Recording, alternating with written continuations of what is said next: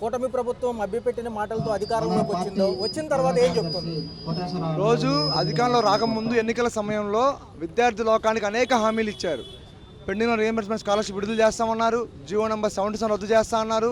ఏదైతే పేద మెడికల్ విద్యార్థులకి మెడికల్ సీటు అందట్లేదో ఏదైతే గత ప్రభుత్వం తీసుకొచ్చిందో జీవో నెంబర్ 107, 108 జీవో రద్దు చేస్తా అన్నారు.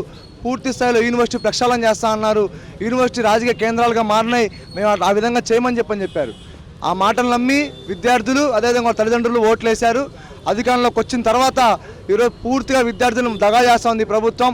ఎందుకంటే నారా లోకేష్ గారు తన సొంత నియోజకవర్గంలో ఎప్పుడు ఎవరికి మెజార్టీ రాలేదు, నాకే వచ్చిన గొప్పగా చెప్పుకుంటా ఉన్నారు. ఆ సొంత నియోజకవర్గంలో యువగలం పాదయాత్ర పెట్టి దాదాపు వేలాది మంది విద్యార్థులను సమీకరించి విద్యార్థి లోకానికి అనేక హామీలు ఇచ్చారు. కానీ అధికారంలోకి వచ్చిన తర్వాత దాదాపు 10ల సంఖ్యలో క్యాబినెట్ సమావేశాలు జరిగినాయి. ఎక్కడ పూర్తి స్థాయిలో రీఎంబర్స్మెంట్ కానివ్వండి, ఏం కానివ్వండి, ఎక్కడ పూర్తి స్థాయిలో ఒక స్పష్టమైన ప్రకటన ఇవ్వలేదు. ఏమన్నంటే నారా లోకేష్ గారు ట్విట్టర్లో పోస్ట్ చేస్తూ ఉన్నారు. ఏమన్నంటే నారా లోకేష్ గారు సోషల్ మీడియాలో పోస్ట్ చేస్తూ ఉన్నారు. విద్యార్థులకు మంచి రోజులు వస్తూ ఉన్నాయి, విద్యార్థులు న్యాయం చేసే రోజులు వస్తామని చెప్పని ఈరోజు పోస్ట్ చేసి దాదాపు 100 రోజులు అవుతూ ఉంది.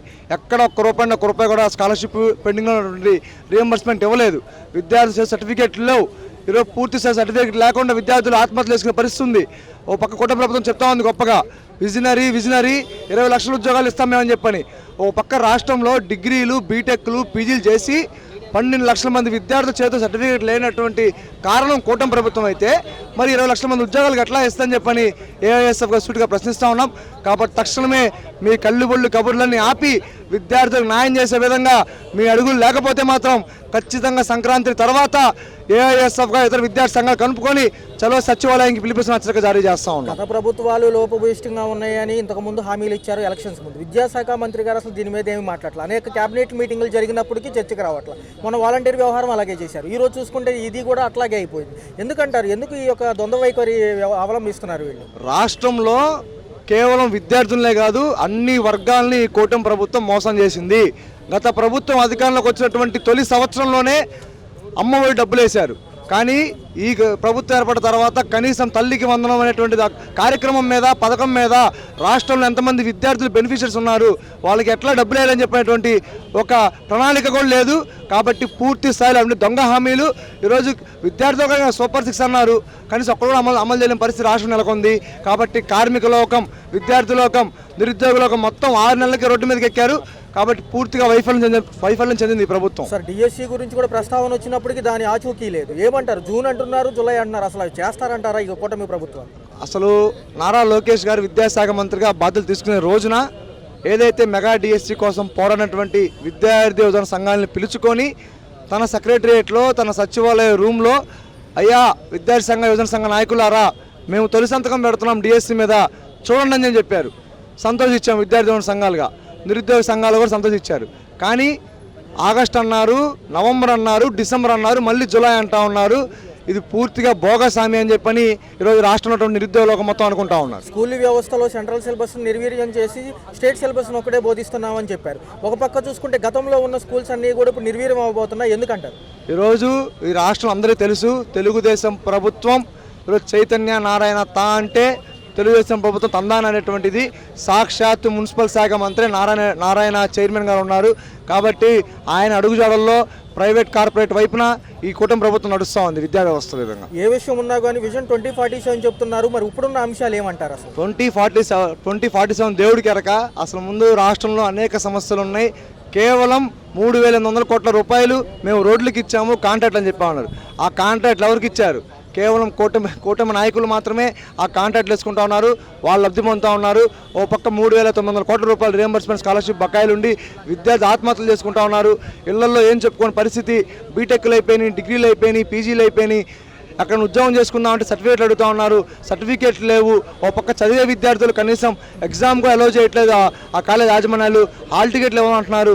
అనేక సార్లు ఏఐఎస్ఎఫ్గా ఇతర విద్యార్థి సంఘాలుగా ఇదే హైయర్ ఎడ్యుకేషన్లోకి వెళ్ళి అయ్యా ఈ బీటెక్ కళాశాలలు కాలేజ్ రానివ్వట్లేదు, ఈ బీటెక్ కళాశాల హాల్ టికెట్లు ఇవ్వాలని చెప్పినా కూడా మేమేం చేయలేము, రాష్ట్ర ప్రభుత్వం పరిధిలో ఉంది, మేమేం చేయలేమని చెప్పి సమాధానం చెప్తున్నారు అధికారులు. ఈ రెడ్ బుక్ తప్ప మిగతా బుక్ పట్టుకోవట్లేదు లోకేష్ గారు. మరి విద్యాశాఖకు సంబంధించి ఏమేమి అవుతున్నాయి? అసలు బయటికే రావట్లేదు. ఆయన విద్యాశాఖ మంత్రి గారు, ఆయన కేవలం రెడ్ బుక్కి మంత్రి. ఎందుకంటే రాష్ట్రంలో మనం చూస్తూ ఉన్నాం ప్రతిపక్ష నాయకుల్ని, అదేవిధంగా వారికి వ్యతిరేకంగా మాట్లాడినటువంటి వారి ప్రభుత్వంలో ఏమేమి జరుగుతూ ఉన్నాయో వాటిని ఎత్తి చూపేటువంటి అందరినీ సోషల్ మీడియా వేదికగా ఉన్న వీడియో పెట్టినా కూడా ఆ అరెస్టుల మీద శ్రద్ధ పెడుతున్నారు తప్ప ఈ రాష్ట్రంలో విద్యార్థుల వెల్ఫేర్ పట్ల ఈ రాష్ట్రంలో ఎటువంటి శ్రద్ధ పెట్టడం లేదు. సో భవిష్యత్తు కార్యాచరణ ఎలా ఉండబోతుంది సార్? చర్చలకు పిలిచే ఏమైనా అవకాశం ఉందో? దీని మీద ఏమి ఇన్ఫర్మేషన్ ఉంది ప్రభుత్వం తరపున? చర్చలకి నవంబర్లో పిలవడం జరిగింది. పిలిచిన తర్వాత నవంబర్ 27వ తారీఖున ప్రతి ఒక్కరికి రీఎంబర్స్మెంట్ స్కాలర్షిప్ డబ్బులు వేస్తామని చెప్పారు. కానీ ఇంతవరకు నెల అవుతున్నా కూడా కనీసం ₹1 కూడా వేయలేదు. కాబట్టి ఖచ్చితంగా నినదించాం, నిరసన దీక్ష చేశాం. తర్వాత సంక్రాంతి తర్వాత సెక్రటరియట్ మొత్తం ఉద్దేశం హెచ్చరిక జారీ చేస్తూ ఉన్నాం. అట్లయితే కూటమి ప్రభుత్వం హామీలన్నీ కూడా లోపభూయిష్టంగానే ఉన్నాయి. ప్రజలు ఎవరు నమ్మడం లేదు. ఎన్ని కేబినెట్ మీటింగులు జరిగినా కానీ కొలిక్కి రావడం లేదు. చూసుకున్నట్లయితే ఒక పక్క వాళ్ళు చెప్తున్నవన్నీ అబద్ధపూర్వక మాటలేనని అందరికీ తెలిసిపోయాయి. ఒక పక్క ఫీజు రీఎంబర్స్మెంట్ గురించి గతంలో మాట్లాడినా ఎన్ని కేబినెట్ మీటింగ్ జరిగినా చర్చకు రావట్లేదు. ఎందుకంటారు? అంటే ప్రభుత్వం కేవలం సమీక్షల పేరుతోటి కాలయాపన చేస్తూ ఉంది. నిజంగా చిత్తశుద్ధి లేదు, మాటలకే పరిమితమైంది, ఆచరణ లేదు. ఈ రాష్ట్ర విద్యాశాఖ మంత్రి నారా లోకేష్ గారు కేవలం ట్వీట్లు ఇస్తూ ట్విట్టర్ శాఖ మంత్రిగా మారిపోయారు.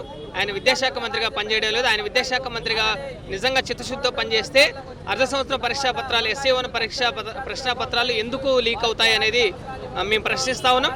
ఫీజు బకాయిలు 3,900 కోట్ల రూపాయలు ఇవ్వాలి. గతంలో జగన్మోహన్ రెడ్డి గారు ఒక క్వార్టర్ ఫీజు ఇవ్వకుండా చంద్రబాబు నాయుడు ఎలక్షన్ కమిషన్కి కంప్లైంట్ చేసి ఫిర్యాదు చేసి ఫీజు బకాయిలు రాకుండా అడ్డుకున్నాడు. ఈరోజు అధికారం చేపట్టిన 7 నెలల్లో సుమారు 3,900 కోట్ల రూపాయలు ఇవ్వాలి. గతంలో 2017లో సుమారు 4,000 కోట్ల రూపాయలు చంద్రబాబు పెండింగ్లో ఉంచిన 1,800 కోట్ల రూపాయల ఫీజు బకాయిలను కూడా జగన్మోహన్ రెడ్డి గారు 2017లో 4,000 కోట్ల రూపాయలు విడుదల చేసి విద్యార్థులను ఆదుకున్నారు. కానీ ఈ ప్రభుత్వం, కూటమి ప్రభుత్వం అధికారం చేపట్టిన 7 నెలల్లో ₹1 కూడా ఇవ్వలేదు. విద్యార్థుల జీవితాలతో చెలగటమాడుతూ ఉంది. ఫీజులు ఇవ్వని కారణంగా కాలేజీ యాజమాన్యాలు విద్యార్థులను ఒత్తిడి చేస్తున్న పరిస్థితి ఈ రాష్ట్రంలో నెలకొని ఉంది. ఈ ప్రభుత్వానికి విద్యార్థులపైన, విద్యారంగం పైన ఏమాత్రం చిత్తశుద్ధి లేదు. విద్యారంగాన్ని ప్రశ్న పట్టించింది. 17 విశ్వవిద్యాలయాల్లో ఖాళీ వీసీ పోస్టులను ఇంతవరకు భర్తీ చేయలేదు. DSC నోటిఫికేషన్ ఇవ్వలేదు. నాడు నేడు పేరుతో జగన్మోహన్ రెడ్డి గారు సుందరంగా తీర్చిదిద్దిన పాఠశాలను ఈరోజు విస్మరించింది. మొత్తం ఉద్యోగాలు భర్తీ చేయలేని ఒక దుస్థితిలో ఈ ప్రభుత్వం ఉంది. అందుకే పూర్తి స్థాయిలో విద్యారంగాన్ని ప్రశ్న పట్టించి కాలయాపన సమీక్షల పేరుతోటి చంద్రబాబు నాయుడు కూటమి ప్రభుత్వం విద్యార్థుల్ని దగా చేస్తున్న ఈ నేపథ్యంలోనే ఫీజు బకాయిల కోసం విద్యా యువజన సంఘాలు రాష్ట్ర వ్యాప్తంగా ఉద్యమించి ఫీజు పోరు దీక్ష చేస్తా ఉన్నాయి. ఫీజు బకాయిలు ఇవ్వకుంటే ఈ ప్రభుత్వానికి గట్టి బుద్ధి చెప్తామని ఈ సందర్భంగా వైఎస్ఆర్ విద్యార్థి సంఘం తరపున ప్రభుత్వాన్ని హెచ్చరిస్తా ఉన్నారు. అంటే చూసుకున్నట్లయితే ఎన్నో హామీలు ఇచ్చారు విద్యాశాఖ మంత్రి. ఆయన అసలు కనపడడం లేదు. ఎందుకంటారు? అసలు ఆయన ఎక్కడున్నారు? ఆయన మొత్తం అమెరికా, ఢిల్లీ ఈ పర్యటనలు చేస్తూ ప్రజాధనాన్ని దుర్వినియోగం చేస్తూ ఉన్నాడు. ఆయన చేసే పర్యటనలతో అయ్యే ఖర్చుతోటి ఈరోజు విద్యార్థులకు ఫీజులు చెల్లించవచ్చు. కానీ అలా చేయకుండా, విద్యార్థులను ఆదుకోకుండా మేము అందరికీ ఇస్తామనే పేరుతోటి ఆయన యువకులంలో విద్యార్థులందరినీ కౌగిలించుకొని సెల్ఫీలు దిగి మేము ఫీజు బకాయిలు ఇస్తాము, విద్యార్థులను ఆదుకుంటామని చెప్పేసి ఆయన మాట్లాడాడు. ఆయన చెప్పిన మాటలకి చేసే పనికి ఏమాత్రం పొంతం లేదు.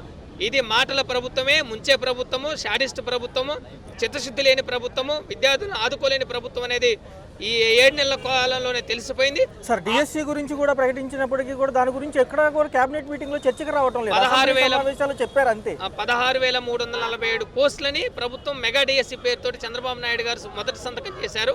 కానీ 7 నెలలు అవుతున్నా ఇప్పటి వరకు DSC నోటిఫికేషన్ ఇవ్వలేదు. 4 లక్షల మంది టెట్ అర్హత సాధించారు. వీళ్ళందరినీ ప్రభుత్వం నట్టేటం ఉంచింది. DSC నోటిఫికేషన్ కోసం చాలా మంది కోచింగ్ తీసుకొని ఈ రోజు ఎదురు చూస్తూ ఉంటే ప్రభుత్వం నోటిఫికేషన్ తేదీలు ఇవ్వలేదు. నిరుద్యోగ జీవితాలతో, లక్షలాది మంది నిరుద్యోగ జీవితాలతో ఈ కూటమి ప్రభుత్వం చెలగాటం ఆడుతుంది. ఉద్యోగాలు ఇవ్వకుండా మేము ఇచ్చాము, 20 లక్షల ఉద్యోగాలు ఇచ్చామని కంపెనీలు వచ్చాయని నారా లోకేష్ గారు డబ్బా కొట్టుకుంటా ఉన్నాడు. ఈ రాష్ట్ర ప్రభుత్వానికి ఉద్యోగాలు భర్తీ చేసే విషయంలో చిత్తశుద్ధి లేదనేది అర్థమవుతోంది. గతంలో జగన్మోహన్ రెడ్డి గారి ప్రభుత్వం 2,50,000 వాలంటీర్ పోస్టులు, 1,30,000 సచివాలయ పోస్టులు భర్తీ చేసి ఒక ఉద్యోగ విప్లవాన్ని సాధిస్తే చంద్రబాబు ప్రభుత్వం 7 నెలల్లో ఒక్క ఉద్యోగం కూడా ఇవ్వలేదనేది మనకు అర్థమవుతా ఉంది. ఏమైపోయింది? ఇంటికి ఒక ఉద్యోగం ఇస్తానని వాగ్దానం చేసి చంద్రబాబు నాయుడు గారు అధికారంలోకి వచ్చారు. ఈరోజు ఆయన అధికారంలోకి వచ్చిన తర్వాత ఎవరికి ఉద్యోగం వచ్చిందండి? కేవలం చంద్రబాబుకు, లోకేష్ బాబుకు, పవన్ బాబుకు మాత్రమే ఉద్యోగాలు వచ్చాయి. రాష్ట్రంలో నిరుద్యోగులకు ఎవరికి కూడా ఉద్యోగాలు లేవు, నిరుద్యోగ భృతి కూడా లేదు. సార్, చూసుకుంటే ఈ ఫీజు రీయింబర్స్మెంట్ గురించి ఎన్నోసార్లు కేబినెట్ మీటింగ్లో జరిగినప్పటికీ చర్చకు రాలేదు. ఏం మాట్లాడుతున్నారు అసలు వీళ్ళు? నారా లోకేష్ గారు యువగలంలో భాగంగా ఫీజు రియంబర్స్మెంట్ బకాయిలన్నీ మాఫీ చేస్తానని వాగ్దానం చేసి అధికారంలోకి వచ్చారు. కానీ ఆయన అధికారంలోకి వచ్చి ఈరోజు 7 నెలల కాలం అవుతా ఉంది. కానీ అధికారంలోకి వచ్చిన తరువాత బాబు షూరిటీ భవిష్యత్తు గ్యారెంటీ అని కూడా ఊరూరున తిరిగి ప్రచారం చేశారు. కానీ ఈరోజు ఫీజు రియంబర్స్మెంట్ బకాయిలు కూడా మాఫీ చేయని దుస్థితిలో ఈరోజు రాష్ట్ర ప్రభుత్వం ఉంది. మాది అనంతపురం జిల్లా, వెనుకబడిన వర్గాలు ప్రజలు ఉన్నారు. రెక్కాడితే కానీ డొక్కాడని పరిస్థితిలో పేద విద్యార్థులు, వారి కుటుంబాలు, వారి తల్లిదండ్రులు ఉన్నాయి. అటువంటి వారు ఫీజు రియంబర్స్మెంట్ మీద ఆధారపడి చదువుతూ ఉన్నారు. అటువంటి వారికి ఫీజు రియంబర్స్మెంట్ బకాయిలు వెంటనే చెల్లించాలని కూడా ఈ ప్రభుత్వాన్ని డిమాండ్ చేస్తూ ఉన్నాం. ఈ కూటమి ప్రభుత్వం ఇచ్చిన హామీలు ఏవీ నెరవేరలేదు. ఒక పక్క చూసుకుంటే 7 నెలలు అయిపోతుంది, కొత్త సంవత్సరం రాబోతుంది. ఒక పక్క వీళ్ళు ఇచ్చిన హామీలన్నీ లోపభూయిష్టంగానే ఉన్నాయి. ఏ పథకం ఆమోదించినప్పటికీ కూడా అది ఏదో తాత్కాలికంగా ఫోటోలకి మీడియాకే తప్ప చూపించడానికి తప్ప ఎక్కడ పారదర్శకంగా లేదంటున్నారు ప్రజలు. ఎందుకంటారు? చంద్రబాబు నాయుడు నాకు విజన్ ఉంది, విస్తరాకులు కట్టుంది అని మాట్లాడే ఆయన ఈరోజు కనీసం ఫీజు రియంబర్స్మెంట్ బకాయిల్ని కూడా మాఫీ చేయలేటువంటి వాడు నాకు విజన్ ఉందని చెప్పుకోవడం చాలా సిగ్గుచేటు. అదేవిధంగా చంద్రబాబు నాయుడుకు ఒక ముని శాపం ఉంది. ఆయన ఏ రోజైతే నిజం మాట్లాడతాడో ఆయన తల 1000 ముక్కలవుతుందని ఒక ముని శాపం ఉంది. అందుకని ఆయన ఏ రోజు కూడా నిజం చెప్పడండి. ఈ డిఎస్సి గురించి ప్రస్తావన లేదు. మొన్న అసెంబ్లీ సమావేశాల్లో ఏదో తాత్కాలికంగా అప్పటికప్పుడు మాట్లాడి వదిలేశారు తప్ప దాని గురించి పట్టించుకోవట్లేదు. ఎంతో మంది వెయిట్ చేస్తున్నారు. డిఎస్సి పోస్టులు కేవలం లోకేష్కి పొత్తులుగా వ్యవహరించే వాళ్ళకి మాత్రమే ఇస్తా ఉన్నారు. నిజమైన ఉద్యోగాలు లేనటువంటి వారికి ఈ పోస్టులు రావడం లేదు. సో భవిష్యత్తు కార్యాచరణ ఎలా ఉండబోతుంది సార్? ఈ అంశాన్ని, ఫీజు రియంబర్స్మెంట్ అంశాన్ని సానుకూలంగా స్పందించి ప్రభుత్వం ముందడుగు వేయకపోతే రాష్ట్ర వ్యాప్తంగా అన్ని విద్యార్థి సంఘాలు ఏకమై మంత్రులు గాను, శాసనసభ్యులను గాను నగరాల్లో కూడా తిరగనివ్వం. ఎక్కడికక్కడ వాళ్ళ ఇళ్లను ముట్టడిస్తాం. అసెంబ్లీ ముట్టడికి కూడా కార్యక్రమం కూడా చేస్తామని కూడా ఈ సందర్భంగా తెలియజేస్తా ఉన్నా. స్కూల్ వ్యవస్థలు కానివ్వండి, ఒక పక్క ఫీజు రియంబర్స్మెంట్ కానివ్వండి, అమ్మకు వడి కానివ్వండి, అమ్మకు వందనం కానివ్వండి, ఈ పథకాలన్నీ అత్యంత కరోనాలో ఉన్న అత్యంత హేమైన పరిస్థితుల్లో కూడా అమలయ్యాయి. కానీ ఇప్పుడు చూసుకుంటే అన్నీ అటకెక్కాయి. ఎందుకంటారు? విద్యా వ్యవస్థలో సమూలమైన మార్పులు తెచ్చిన వ్యక్తి ఎవరైనా ఉన్నారంటే రాష్ట్రంలో జగన్మోహన్ రెడ్డి గారు. నాడు నేడు పథకం కింద స్కూళ్ళని ఎంతో విప్లవాత్మకమైన మార్పులు తీసుకొచ్చాడు. అలాగే విద్యా వ్యవస్థలో కూడా సమూలమైన మార్పులు తీసుకొచ్చారు. రాష్ట్ర చరిత్రలో ఎవరూ చేయనటువంటి విద్యా సంస్కరణలు జగన్మోహన్ రెడ్డి గారు చేశారు. అయితే ఈ కూటమి ప్రభుత్వంలో ఎవరికైనా ఉద్యోగాలు వచ్చాయంటే వాళ్ళ పార్ట్నర్కి అండ్ నారా లోకేష్ గారికి తప్ప ఇంకెవరికి ఉద్యోగాలు రాలేదు. ఒక పక్క డిఎస్సి గురించి ప్రకటించినప్పటికీ కూడా ఇంకా అది లేట్ అవుతూనే ఉంది.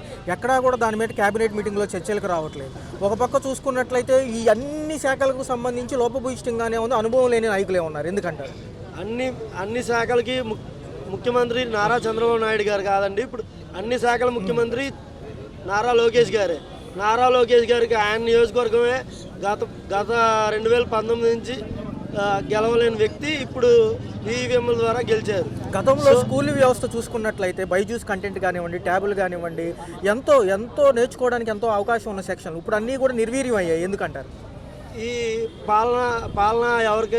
పాలనలో ఎవరైతే విద్యాశాఖ మంత్రి ఉన్నారో ఆయనకి పూర్తిగా అవగాహన లేనితనం, ఏదైతే ఆయన పార్ట్నర్ ఉన్నారో ఆయన పార్ట్నర్కి కూడా అవగాహన లేనితనం. సార్ చూసుకున్నట్లయితే ప్రకటించిన పథకాలు ఒక పక్కకి వెళ్ళాయి. ఇచ్చే 20 లక్షల ఉద్యోగాలు అసలు ఆలుమాలు లేవు ఎక్కడా కూడా. ఎందుకంటారు? నిండు అసెంబ్లీలోనే చంద్రబాబు నాయుడు గారు ఒక మాట అన్నారు, సూపర్ 6 హామీలు ఇచ్చాం కానీ ఇది చూస్తూ ఉంటే భయం వేస్తూ ఉంది అన్నారు.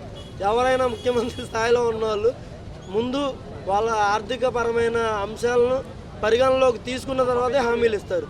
ఈయన ముందే ఇచ్చేసి మళ్ళీ నిండు అసెంబ్లీలో ఆన్ రికార్డెడ్గా సూపర్ 6 ఇవి చూస్తూ ఉంటే నాకు భయం వేస్తుందా అని చెప్పిన మొట్టమొదటి దరిద్రపు ముఖ్యమంత్రి ఈయన. సార్ చూసుకున్నట్లయితే 7 నెలల పాలనలో కరెంటు బిల్లు ఛార్జీలు మూతతో సహా అనేకమైన భారాలు మేదేస్తున్నారు.